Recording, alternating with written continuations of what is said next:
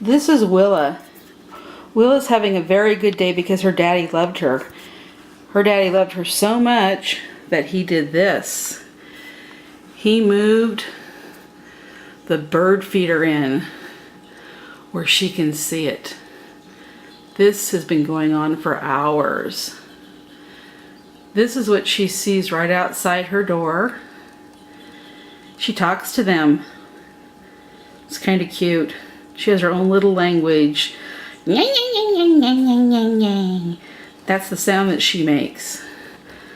I think Cinna's a little bit jealous. She hates the rain, but her sister has something to enjoy. Look at all those birds eating us out of house and home, basically. 25 pounds of black sunflower seeds about every 3 days. Oh well, it's worth it. They are a lot of fun. So says Willa. So says Willa's minions. Oh, aren't they cute? And here's Willa. Look at that tail. That's a happy, happy kitty.